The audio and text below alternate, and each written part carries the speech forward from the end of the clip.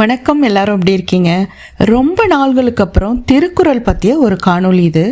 துறவரவியலில் ஒவ்வொரு அதிகாரமாக பார்த்துட்டு வந்துட்ருக்கோம். இன்னும் 2 அதிகாரங்கள் தான் பாக்கி இருக்குது. மெய்யுணர்தல் மற்றும் அவாவறுத்தல். இது 2ஐயும் பார்த்துட்டோம்னா அறத்துப்பாலை முடிச்சிருப்போம். இதுக்கு முன்னாடி அறத்துப்பாலில் பாயிரம், இல்லறவியல், ஊழியல் இதெல்லாம் பார்த்தோம் இல்லையா? அதில் முக்கியமான குறள்களை பார்த்தோம். துறவரவியல்லையும் நிறைய அதிகாரங்களை பார்த்துட்டோம். அந்த வரிசையில் இன்றைக்கி மெய்யுணர்தலை பார்க்கலாம். ரொம்ப நாளைக்கு அப்புறம் திருக்குறள் பற்றி நம்ம பேசுகிறதுனால ரொம்ப குவிக்காக முன்னாடி பார்த்ததை ரிவ்யூ பண்ணிவிட்டு அதுக்கப்புறம் இந்த அதிகாரத்துக்குள்ளே போகலாம். நம்ம பிறக்கும் பொழுது மூலாதாரத்தில் இருக்கும் நம்ம உயிராற்றல் மெல்ல மெல்ல ஒவ்வொரு சக்கரமாக மேலே ஏறி கடைசியாக நம்ம தலைக்கு மேலே இருக்கிற சஹஸ்ரார சக்கரத்தில் இருக்கும் அந்த இறை ஆற்றலோடு ஒன்று கலப்பது தான் டெக்னிக்கலாக வீடு பேர் இல்லை முக்தி. இப்படி மூலாதாரத்தில் இருக்கும் உயிராற்றல் தானாகவே எழும்பி அடுத்த சக்கரமான சுவாதிஷ்டானத்துக்கு வந்துடும். இது எப்போ நடக்கும் அப்படின்னா நம்ம டீனேஜில் இருக்கும் பொழுது, அதாவது 10 பருவத்தில் நடக்கும். ஒரு 12-13 வயசில். இந்த வயசில் தான் ஃபிசிக்கலாக நம்ம உடலில் செக்ஸ் ஹார்மோன் ஜென்ரேட் ஆகும் இல்லையா? அப்போ தான் நம்ம மற்றவர்களிடம் ஈர்க்கப்படுவோம், காதல் வயப்படுவோம், திருமணம் அதுக்கப்புறம் நடக்கும். இந்த சுவாதிஷ்டான சக்கரமே ஒரு செக்ஸ் சக்கரா அப்படின்னு தான் நம்ம சொல்லுவோம். இதுக்கப்புறம் நம்ம உயிராற்றல் அடுத்த சக்கரத்துக்கு போக, அதாவது மணிப்பூரக சக்கரத்துக்கு போக நம்ம முயற்சி தான் நடக்கும்.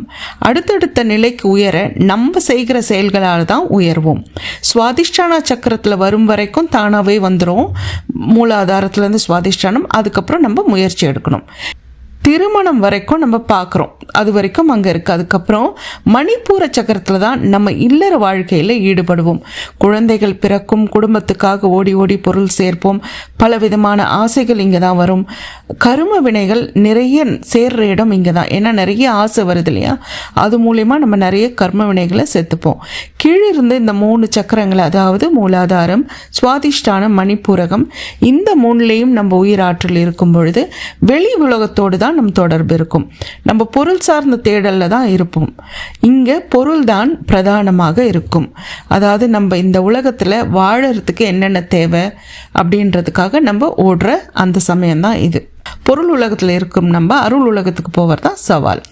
பெரும்பாலும் நம்ம எல்லாரும் பொருள் உலகத்திலிருந்து அருள் உலகத்துக்கு போக முடியாமலே இருந்து போயிடுறோம். மீண்டும் பிறந்து மறுபடியும் கீழே இருந்து பயணிக்கிறோம். மீண்டும் அருள் உலகத்திலிருந்து மறுபடியும் போக முடியாமலே இறந்து போகிறோம். இந்த சைக்கிள் தொடர்ந்துக்கிட்டே இருக்குது இன்னைக்கு வரைக்கும். அதனால தான் இப்பயும் நம்ம இந்த பயணத்தை மேற்கொண்டுட்ருக்கோம். பிறந்து மனிதர்களாகவே 1000 பிறப்புகள் மேலே எடுத்து வந்துட்டே தான் இருக்கும்.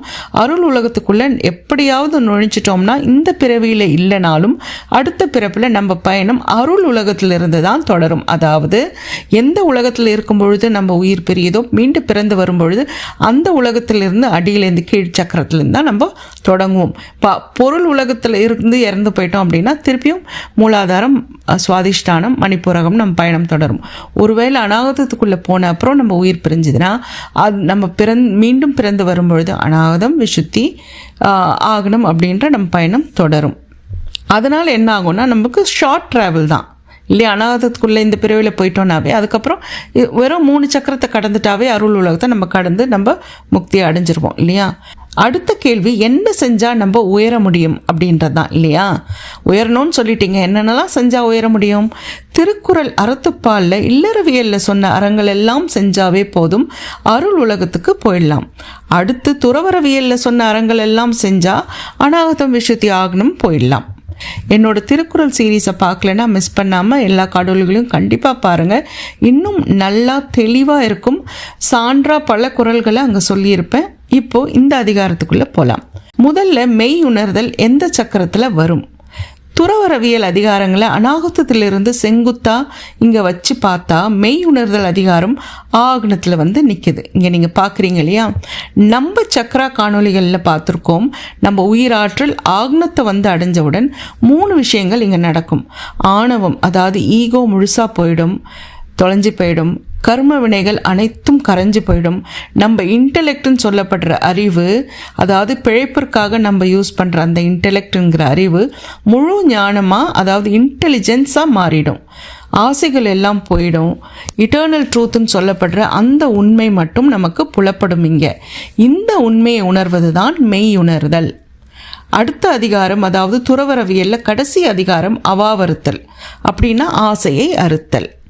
இங்கே மெய்யுணர்தலில் நம்ம பார்க்க போகிற முதல் குறள், அதாவது 351வது குறள், பொருளல்லவற்றை பொருளென்றுணரும் மருளானாம் மானா பிறப்பு. உண்மையான பொருளை கண்டறியாமல் மற்றவைகளை பொருள்னு நினைக்கிற மக்களின் பிறப்பு சிறப்புடையதல்ல அப்படிங்கிறதான் இந்த குறளோட பொருள். அதாவது நமக்கு மெட்டீரியல் திங்ஸ் தான் நமக்கு பொருள் இல்லையா. நம்ம பொருள்னால் என்ன, நம்ம வாழறதுக்கு இங்கே நம்ம என்னெல்லாம் சேர்த்துக்கிறோமோ அதுதான் நம்மளை பொறுத்த வரைக்கும் பொருள் இல்லையா. அதை தேடி தான் வாழ்க்கை முழுக்க நம்ம ஓடிக்கிட்டே இருக்கோம். அப்படி இருக்கும் மக்கள் அருள் உலகத்துக்கு, அதாவது அநாகதத்துக்குள்ளே வர முடியாது. அதனால் இந்த பிறப்பில் அவங்களுக்கு முக்தி இல்லை, அடுத்த பிறப்பில் முக்தி கிடைக்க போவது இல்லை. ஏன்னா இந்த பிறப்பில் இறந்து மீண்டும் பிறந்து வரும்பொழுது மூலாதாரத்திலிருந்து அவங்க பயணம் தொடங்கும். அப்போவும் வீடு பேர் கடினம் தான், ஏன்னா பயணம் லாங் டிஸ்டன்ஸாக இருக்கு இல்லையா. மூலாதாரத்துலேருந்து மேலே ஆக்னம் வரைக்கும் வரணும். அதனால தான் வள்ளுவர் இந்த மாதிரி பொருள் சார்ந்த தேடலில் ரொம்ப ஆர்வமாக ஈடுபட்டு இருக்கவங்க அந்த மக்களின் பிறப்பு சிறப்புடையதல்ல அப்படின்னு சொல்கிறாரு. ஆக்னத்துக்கு வந்த அப்புறம் ஏன் அதை சொல்கிறாரு அப்படின்னா, இங்கே வந்த அப்புறம் ஏதோ ஒரு காரணத்தினால மெட்டீரியல் திங்ஸ் மேலே நமக்கு ஆசை வந்துச்சுன்னா நம்ம உயிராற்றல் கீழே இறங்கவும் வாய்ப்பு இருக்குது. அதனால தான் இங்கே அதை எம்ஃபசைஸ் பண்ணுறாரு. நம்ம பரவாயில்ல ஆக்னம் வரைக்கும் வந்துட்டோம் அப்படின்னு நம்ம யோசிக்க முடியாது இல்லையா. அங்கே வந்தும் நமக்கு ஆசையை அறுக்க முடியல, மெய் உணர்தலை நம்மளால் இட்டர்னல் ட்ரூத்தை நம்மளால் உணர முடியல அப்படின்னா அங்கிருந்த நம்ம உயிராற்றல் கீழே இறங்கவும் வாய்ப்பு இருக்குது. அதனால தான் இந்த இடத்துல அதை ஸ்ட்ரெஸ் பண்ணி சொல்கிறாரு. அடுத்தது 3வது குறள். நான் ஏன் 2வது சொல்லனா, 1-2 குறள் இந்த அதிகாரத்தில் செல்ஃப் எக்ஸ்பிளனேட்ரியாக இருக்குது. அதனால் நான் டைரெக்டாக அடுத்தது 3வது குறளுக்கு போகிறேன். ஐயத்தின் நீங்கி தெளிந்தார்க்கு வையத்தின் வானம் நனிய துடைத்து. ஐயம் நீங்கி தெளிந்தவருக்கு, அதாவது மெய் உணர்ந்தவருக்கு, உண்மை தெரிந்தவர்களுக்கு இந்த பூமியை விட அந்த வானம் ரொம்ப கிட்ட இருக்குன்னு பொருள். பொருள் உலகத்தை விட அருள் உலகம், அதாவது வீடு பேர் அருகில் இருக்குன்னு பொருள். ஏன்னா நம்ம கீழேருந்து 3 சக்கரம் தாண்டி, அப்புறம் அநாதம் தாண்டி, விசுத்தி தாண்டி ஆக்னத்துக்கு போயிட்டோம். அங்கேருந்து அடுத்த சக்கரம் சஹஸ்ராரம். ஸோ அப்போ அங்கே போன அப்புறம் நமக்கு அதுதான் கிட்ட இல்லையா. இந்த பூமியை விட அந்த வானம் தான் ரொம்ப கிட்ட அப்படின்றது தான் இந்த குறளுடைய பொருள். அழகாக இருக்குல்ல. அடுத்தது 4வது குறள், அதாவது 354வது குறள். ஐயுணர்வு எய்திய கண்ணும் பயமின்றே மெய்யுணர்வு இல்லாதவர்க்கு.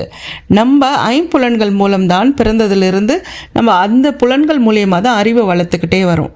நம்ம ஐம்புலன்களும் வெளிநோக்கி தான் பார்க்குது இல்லையா. கண் வெளியில் இருக்க விஷயங்களை பார்க்குது, காது வெளியிலேருந்து வர ஓசையை கேட்குது. இந்த மாதிரி ஐம்புலன்களும் வெளிநோக்கி தான் பார்க்குது. வெளியில் உள்ள விஷயங்களை அது உள் செலுத்துது. அதன் மூலயமா நம்ம அறிவு வளருது இல்லையா. இப்படி வளர்த்துக்கிட்ட அறிவுக்கு ஒரு பயணம் இல்லை. யாருக்கு அப்படின்னா உண்மை பொருள், அதாவது அந்த இட்டர்னல் ட்ரூத் இருக்கு இல்லையா, அது தெரியாதவர்களுக்கு, அந்த மெய்யுணர்தல் இல்லாதவர்களுக்கு இந்த ஐம்புலன்களால் சேகரித்த அறிவு பிரயோஜனமே இல்லை, பயனுள்ளதே இல்லை அப்படின்ட்டு சொல்கிறது தான் இந்த குறள். அடுத்தது நான் 5வது ஸ்கிப் பண்ணிவிட்டு 6வதுக்கு போகிறேன். 6வது குறள், அதாவது 356வது குறள். கற்றீண்டு மெய்ப்பொருள் கண்டார் தலைப்படுவர் மற்றீண்டு வாராநெறி. இது ரொம்ப ஸ்ட்ரெயிட் ஃபார்வர்டான குறள். அதாவது என்னென்னா, உண்மை பொருளை அறிந்தவர், மெய்யுணர்ந்தவர், மீண்டும் பிறந்து வராமல் இருக்கும் வழியை தெரிந்தவர்கள் அப்படின்றதான் இதுக்கு பொருள். ஸ்ட்ரெயிட் ஃபார்வர்டு இல்லையா. நம்ம மெய்யுணர்தல் நம்ம கண்டறிஞ்சிட்டோம் அப்படின்னா நமக்கு என்ன அர்த்தம் அப்படின்னா மறுபடியும் பிறந்து வராமல் இருக்கும் வழியை நம்ம தெரிஞ்சுக்கிட்டோம் அப்படின்னு தான் அர்த்தம். அடுத்தது 7வது குறள், 357வது குறள். ஓர்த்துள்ளம் உள்ளது உணரின் ஒரு தலையா பேர்த்துள்ள வேண்டா பிறப்பு. நான் நிறைய காணொளிகளில் சொல்கிற மாதிரி இது ஒரு ட்வின் குறள். அதாவது இங்கே பார்த்தீங்கன்னா 6வது குறளும் 7வது குறளும் ஒரே பொருளை சொல்லும். இதை தான் நான் ட்வின் குறள்னு சொல்வேன். பல காணொளிகள், திருக்குறள் காணொளிகளை நீங்கள் பார்க்கலாம். இப்போ இந்த 7வது குறளுக்கும் 6ல் என்ன பார்த்தோமோ அதே பொருள் தான். அதாவது நம்ம உண்மை பொருளை அறிந்துட்டோம் அப்படின்னா நமக்கு அடுத்த பிறவி நம்ம வராமல் இருக்கும் வழியை நம்ம கண்டறிஞ்சிட்டோம் அப்படின்றதான் பொருள். அடுத்தது 8வது குறள், 358வது குறள். பிறப்பென்னும் பேதமை நீங்க சிறப்பென்னும் செம்பொருள் காண்பது அறிவு. நம்ம மீண்டும் மீண்டும் பிறந்து வர்றதுக்கு காரணம் என்ன? நம்ம அறியாமை தான். அந்த அறியாமை நீங்கி வீடு பேறு என்னும் சிறப்பை பெறுவதற்கு மெய்ப்பொருளை கண்டறிவது தான் அறிவு. அடுத்தது 9வது குறள், 359வது குறள். சார்புணர்ந்து சார்பு கெட ஒழுகின் மற்றழித்து சார்தரா சார்தரு நோய். இதுதான் இந்த குறள். எல்லா பொருள்களின் சார்பான இறைத்தன்மை உணர்ந்து நம்ம ஆசை கெடுமாறு நடந்தால் நம்மை பற்ற வரும் துன்பங்கள் வந்து சேராது என்பதுதான் இந்த குறளோட பொருள். அதாவது ஆசையினால தான் நம்ம கர்ம வினைகள் வருது இல்லையா, அதனால தான் நம்ம பிறந்து வந்துக்கிட்டே இருக்கோம். அந்த ஆசைகள் வராமல் உண்மைத்தன்மை, அதாவது அந்த இறைத்தன்மை உணர்ந்தால் வந்து சேரும் துன்பம், அதாவது அடுத்த பிறப்பு, இதுதான் நம்மளை வந்து சேர்ற துன்பம் இல்லையா, அது வராது, அடுத்த பிறப்பு வராது என்பதுதான் இந்த குறளின் பொருள். 10வது குறள் 360வது குறள். காமம் வெகுளி மயக்கம் இம்மூன்றன் நாமம் கெடக்கெடும் நோய். ஆசை, கோபம் மற்றும் மாயை, அதாவது இல்யூஷன் சொல்கிறோம் இல்லையா, இந்த மூன்றும் தவிர்த்து நடந்தால் நம்மை சேரும் துன்பம், அதாவது அடுத்த பிறவி வந்து சேராது அப்படின்றதான் இந்த குறளுடைய பொருள். மாயை அப்படின்னா என்னென்னா இல்யூஷன் அப்படின்னா இருக்கு ஆனால் இல்லை அப்படின்றதான். இந்த உலகத்தில் இருக்குன்னு நாம் நினைக்கும் விஷயங்கள் அனைத்தும் அழியக்கூடியவை தான் இல்லையா. நிலையாமைங்கிற அதிகாரத்தில் வள்ளுவர் சொல்லியிருப்பார், அந்த இறைத்தன்மை அல்லது உண்மைத்தன்மை தான் நிலையானது, மற்றது எல்லாமே வந்து இல்யூஷன் தான். இன்றைக்கி குவாண்டம் ஃபிசிக்ஸ் என்ன சொல்லுது, மனிதர்கள், பொருட்கள், இங்கே இருக்கும் அனைத்துமே வந்து வேவ்ஸ் தான், எதுவுமே வந்து ஒரு சாலிட் கிடையாது, மேட்டர் இல்லை, எல்லாமே அதிரும் வேவ்ஸ் தான், எனர்ஜிஸ் தான், ஒவ்வொன்றும் ஒவ்வொரு ஃப்ரீக்வன்சிலே அதிருது, அவ்வளோதானே தவிர எல்லாமே ரெவபரேட்டிங் இன் சர்டன் ஃப்ரீக்வன்சிஸ், எல்லாமே வேவ்ஸ் தான் அப்படின்னு இன்னைக்கு குவாண்டம் ஃபிசிக்ஸில் சொல்கிறாங்க இல்லையா.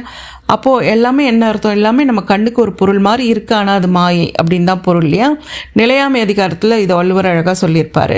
ஸோ இந்த 10 குறளுமே நீங்கள் பார்த்தீங்கன்னா, இங்கே நம்ம 8 பார்த்துட்டோம் இல்லையா, இது அனைத்துமே பார்த்தீங்கன்னா எல்லாமே ஒரே பொருளை தான் சொல்லுது. என்ன அப்படின்னா வந்து மெய் உணர்தல், அந்த இறைத்தன்மை, உண்மைத்தன்மை, அந்த இட்டர்னல் ட்ரூத், இதை நம்ம புரிஞ்சுக்கிட்டோம் அப்படின்னா, உணர்ந்துட்டோம் அப்படின்னா, புரிஞ்சுக்கிறதுன்றதை விட உணர்ந்துட்டோம் அப்படின்னா வந்து நமக்கு அடுத்த பிறப்பு என்பது இல்லை, வீடு பேரு நிச்சயம் அப்படின்றதான் இந்த அதிகாரத்தினுடைய பொருளே. இப்போ மெய் உணர்தல் அதிகாரத்தில் முக்கியமான குறள்கள்லாம் பார்த்துட்டோம். அடுத்தது துறவியல்ல கடைசி அதிகாரமான அவாவரத்தில் நம்ம அடுத்த காணொலியில் பார்க்கலாம்.